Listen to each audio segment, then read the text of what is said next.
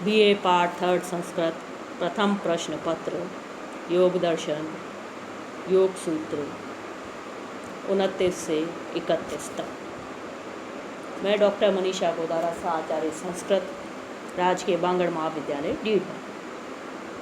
29वां सूत्र। ततः प्रत्यक चेतना अधिगमो अपि अंतराया भावश्च। पूर्वोक्त सूत्र में बताए गए ईश्वर प्रणिधान से वक्ष्यमान व्याधि स्थान आदि विघ्न का अभाव और अंतर चेतन रूप आत्मा का साक्षात्कार भी होता है। अर्थात ईश्वर के प्रणिधान से जैसे शीघ्र समाधि लाभ होता है, वैसे ही विघ्न अभाव पूर्वक अपने शुद्ध रूप का साक्षात्कार भी हो जाता है। इस सूत्र में बताया गया है कि ईश्वर के प्रणिधान से जैसे शीघ्र समाधि प्राप्त होती है, वैसे ही विघ्नों का अभाव हो जाने से अपने शुद्ध स्वरूप का भी साक्षात्कार हो जाता है। जैसे ईश्वर पुरुष है, कूटस्थ नित्य होने से उत्पत्ति नाश रहित है, क्लेश वर्जित है, धर्म अधर्म से रहित है तथा जाति आयु भोग से रहित है। वैसे ही बुद्धि वृत्ति प्रतिबिंब के ग्रहण करने वाला यह प्रत्येक चेतन जीवात्मा भी पुरुष है।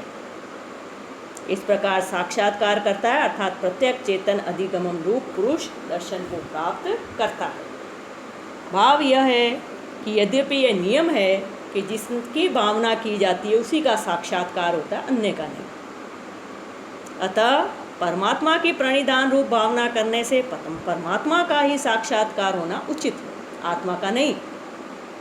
तथापि जैसे एक शास्त्र का पूर्ण अभ्यास होने से उसके सदृश्य अन्य शास्त्र का भी अनुभव हो जाता है, वैसे ही परमात्मा तथा आत्मा का पुरुत्वेन अत्यंत सादृश्य होने से परमात्मा की भावना करने से उसके सदृश्य आत्मा का साक्षात्कार हो जाता है। और जिसकी भावना की जाए उसी का साक्षात्कार होता है। यह नियम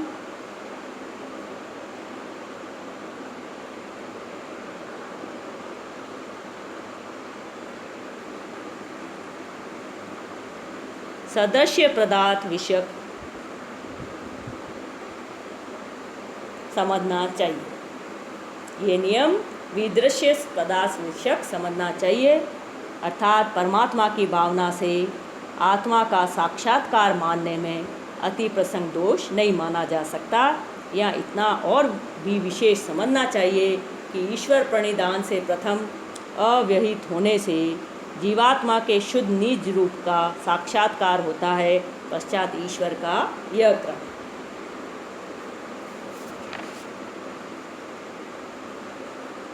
अर्थात हम कह सकते हैं कि सूत्र का भाव यह है कि यद्यपि यह नियम है कि जिसकी भावना की जाती है उसी का साक्षात्कार होता है, अन्य का नहीं।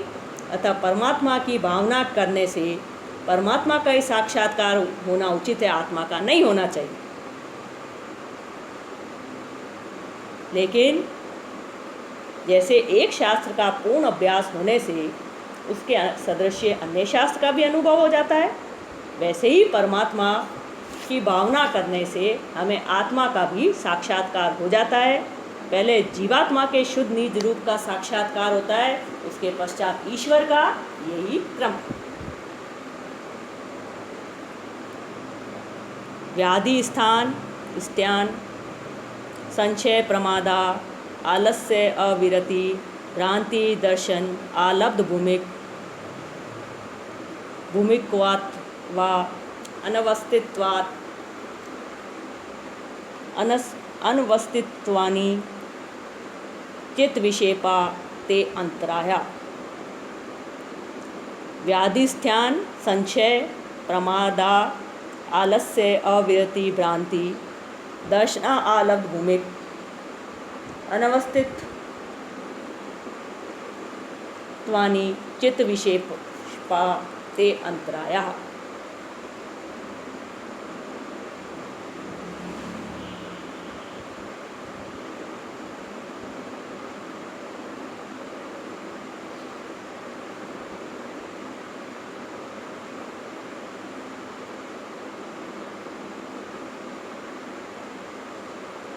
ईश्वर के प्रणिधान से अंतराय विघ्न का अभाव होता है। इस बात को सुनने के पश्चात प्रश्न उठता है कि अंतराय कौन है। उत्तर देते हैं सूत्रकार, ये जो चित्त के विक्षेपक हैं, अर्थात चित्त को विक्षिप्त करके एकाग्रता से प्रच्युत कर देते हैं, वे अंतराय हैं। फिर प्रश्न उठता है कि फिर इन अंतरायों के कौन कौन से नाम हैं और कितने प्रकार के हैं, अर्थात इन अंतरायों के भिन्न भिन्न नाम तथा उनकी परिमित संख्या कहनी चाहिए। इस आशंका के निवारणार्थ सूत्रकार अंतरायों के नाम यथा संख्या निर्देश करते हैं। व्याधि, स्थान, संशय, प्रमाद, आलस्य, अविरति, भ्रांति दर्शन, अलब्ध भूमिकत्व, अनवस्थित्व, ये 9 चित्त के विक्षेपक अर्थात चंचल करने वाले हैं।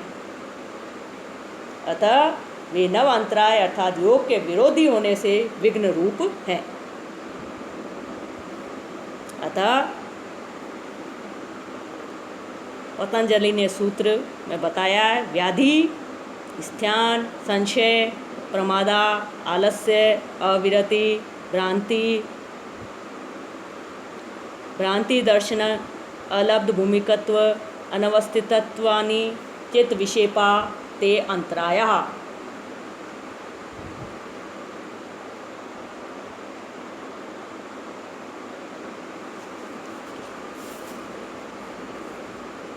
विक्षिपन्ति योगात अपनयन्ति इति विक्षेपा।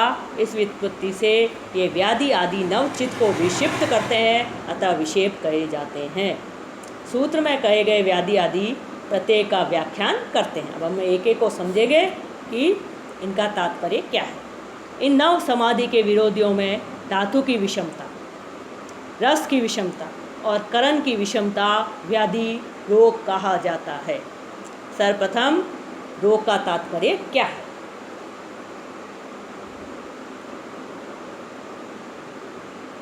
धातु की विषमता, रस की विषमता और करण की विषमता को व्याधि कहते हैं।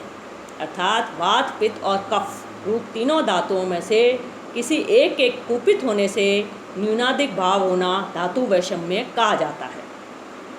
भुक्त खाया गया, पीत पिया गया, अन्न जल का परिपाक न हो, तो भुक्त पीत अन्न जल का परिपाक न होना रस वैषम्य कहा जाता है। और ज्ञान के कारण श्रोत्र आदि इंद्रियों की शक्ति का मंद होना करण वैषम्य कहा जाता है। इन्हीं तीनों धातु, रस, करण की विषमताओं को व्याधि कहते हैं। रोगजन्य शरीर अस्वस्थ रहने पर समाधि का अभ्यास न हो सकने के कारण व्याधि समाधि में अंतराय है। दूसरा है स्थानम अकर्मण्यता चित्तस्य। स्थानम का तात्पर्य है जो कार्य करने में असमर्थता है वह स्थान कहा जाता है। अर्थात इच्छा होने पर भी कोई कार्य करने की क्षमता न रहना स्थान कहा जाता है। स्थान जन्य चित्त का कार्य करने में असमर्थ होने के कारण समाधि का अभ्यास न हो सकने से स्थान समाधि में अंतराय है। संशय उभय कोटि स्पृग विज्ञानम स्याद इदम एवं न एवं स्याद इति, इदम एव स्यात् न एवं स्यात् इति उभय कोटि स्पृग विज्ञानम। एक धर्मी में उभय कोटि विषय ज्ञान संशय कहा जाता है। मैं योग कर सकूँगा या नहीं, यह योग साध्य है या असाध्य है, इस प्रकार दो कोटि का विषय करने वाले ज्ञान को संशय कहते हैं। अतः संशय युक्त पुरुष से समाधि का अभ्यास न हो सकने के कारण संशय समाधि में अंतराय है। अगला है प्रमाद। प्रमाद समाधि साधनानाम अभावनम। समाधि साधनानाम समाधि के साधनों का अभावनम अनुसंधान न होना प्रमाद कहा जाता है। समाधि के साधनों का अनुसंधान न होना प्रमाद कहा जाता है। प्रमाद के कारण समाधि के अभ्यास में प्रवृत्ति न होने से प्रमाद समाधि में अंतराय है। अगला है आलस्य। आलस्यम कायस्य चित्तस्य च गुरुत्वाद अप्रवृत्ति। शरीर और चित्त की जो भारी होने से अप्रवृत्ति व आलस्य कहा जाता है। कफ के आधिक्य से शरीर और तमोगुण के आधिक्य से चित्त भारी होता है, उस समय आलस्य आता है, अतः समाधि का अभ्यास नहीं होता है, अतएव आलस्य समाधि में अंतराय है।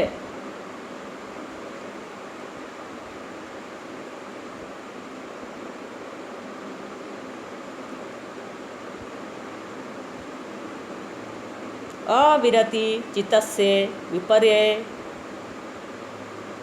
संयोगात्मा गर्दः। विषय के साथ संयोग होने से अभिकांक्षा रूप वैराग्य का अभाव अविरति कहा जाता है। विषय में राग होने के कारण चित्त चंचल होने से वैराग्य अभाव रूप जो अविरति है वह भी समाधि में अंतराय है। भ्रांति दर्शनम विपर्य ज्ञानम। अन्य वस्तु में अन्य वस्तु का ज्ञान भ्रांति दर्शन कहा जाता है। योग के साधनों में असाधन का ज्ञान, असाधनों में साधन का ज्ञान रूप जो भ्रांति दर्शन होने से यह भी समाधि में अंतराय है। अलब्ध भूमिकत्वम समाधि भूमेर लाभ। अलब्ध भूमिकत्वम समाधि भूमे अलाभः। किसी अन्य प्रतिबंधक से मधुमति, मधुप्रति का, विशोका तथा संस्कार शेषारूप समाधि भूमि का लाभ न होना अलब्ध भूमिकत्व नामक अंतराय कहा जाता है, और ये समाधि भूमि प्राप्त न होना भी समाधि में अंतराय ही है।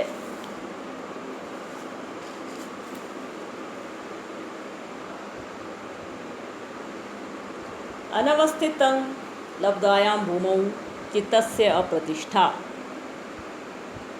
उक्त मधुमति आदि भूमियों में से किसी एक भूमि की कथनचित प्राप्ति होने पर भी उसमें चित्त की निरंतर स्थिति का अभाव अनवस्थित्व नामक अंतराय कहा जाता है, और यह भी निरंतर स्थिरता के अभाव रूप होने से समाधि में अंतराय है। इसमें हेतु देते हैं। समाधि प्रतिलंबे ही सति तद अवस्थितम स्याद इति। क्योंकि अंतिम भूमिक समाधि के लाभ होने पर भी चित्त स्वरूप में स्थित होता है, अर्थात स्थिति पद को प्राप्त होता है, किसी एक भूमि के लाभ होने पर नहीं। इन नव अंतरायों में से संशय और भ्रांति दर्शन चित्त की वृत्ति रूप होने से साक्षात समाधि के विघ्न रूप हैं, और शेष व्याधि आदि 7 आवृत्ति रूप होने पर भी चित्त वृत्ति के सहकारी होने से समाधि के विघ्न रूप हैं, ऐसा विवेक कर लेना चाहिए।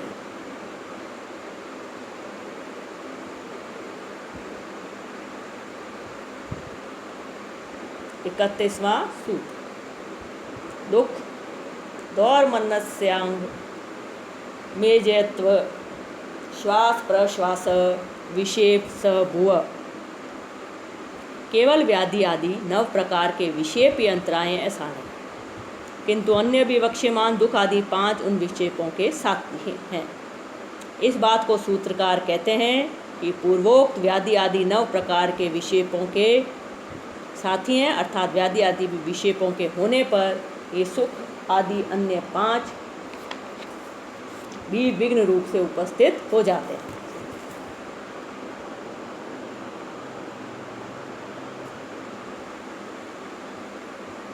आत्मनि अधि इति अध्यात्म।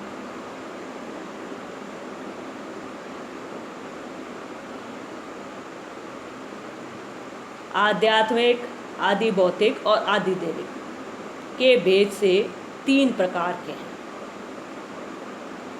यह आध्यात्मिक पद में जो आत्म शब्द है इसका अर्थ शरीर तथा मन है।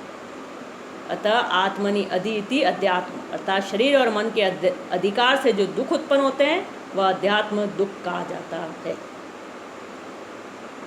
इस व्युत्पत्ति से आध्यात्मिक दुख शारीरिक और मानसिक भेद से 2 प्रकार के हैं। उनमें शरीरनिष्ठ ज्वर आदि रोगजन्य दुख शारीरिक दुख कहा जाता है, और मननिष्ठ काम क्रोध आदि जन्य दुख मानसिक दुख कहा जाता है। यद्यपि मनोजन्य होने से सभी दुखों को मानसिक ही कहना चाहिए। चोर व्याघ्र आदि किसी प्राणी के द्वारा जो दुख प्राप्त हुआ हो वह आदि भौतिक दुख कहा जाता है। भूते अधि इति अधिभूतम। आदि दैविक पद में देव शब्द का अर्थ प्रसिद्ध सूर्य आदि देवता ही है।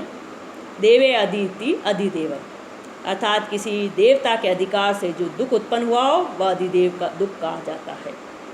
इस व्युत्पत्ति से इंद्र आदि देवों द्वारा वज्रपात, ग्रह पीड़ा, अतिवृष्टि, अनावृष्टि तथा अत्यधिक गर्मी होना आदि से उत्पन्न जो दुख है वह आदिदैविक दुख कहा जाता है। दुख का लक्षण करते हैं, इसके संबंध होने से पीड़ित हुए प्राणी उस प्रतिकूल वेदनीय हे दुख की निवृत्ति के लिए प्रयत्न करते हैं, वह दुख कहा जाता है।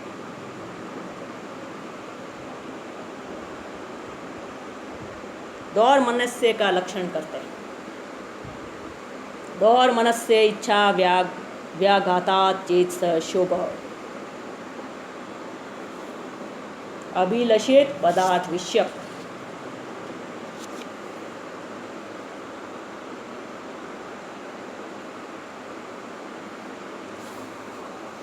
इच्छा का व्याघात होने से, पूर्ति न होने से जो चित्त में शोभ होता है वह दौर मनस्य कहा जाता है। यह चित्त शोभ रूप दौर मनस्य भी उक्त विक्षेप के साथी होने से समाधि में विघ्नकारी हैं।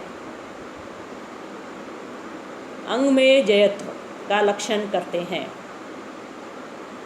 यत अंगानि एजयति कमयति तत् अंग में जयत्वम, जो शरीर के प्रत्येक कर चरण आदि अंगों को कंपावे, उनको कंपित करे, वह अंग में जयत्व नामक विक्षेप का सहकारी है। यह शरीर का कंपन भी समाधि के अंगभूत आसन का विरोधी होने से तद्द्वारा समाधि का प्रतिपक्षी है। श्वास और प्रश्वास। प्रथम श्वास का लक्षण करते हैं।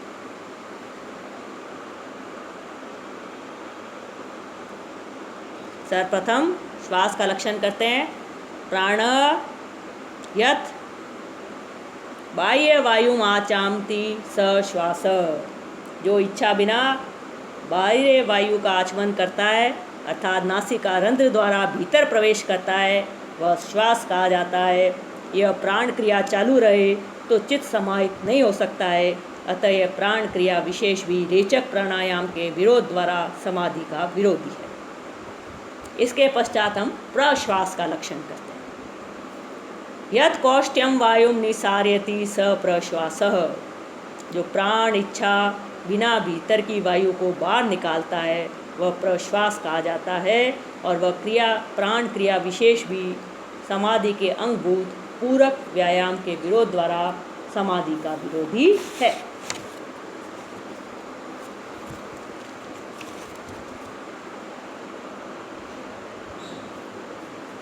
पूर्वोक्त व्याधि आदि विक्षेप के ये दुख आदि पांचों सहायक हैं, क्योंकि विक्षिप्त चित्त को ही ये दुख आदि होते हैं, समाहित चित्त को ये दुख आदि नहीं होते हैं। भाव यह है कि विक्षिप्त चित्त में दुख आदि हैं और समाहित चित्त में नहीं, अतः व्याधि आदि नव विक्षेपों के ये दुख आदि पांच समाधि में विघ्न उत्पन्न करने में साथी हैं, यह प्रतीत होता है।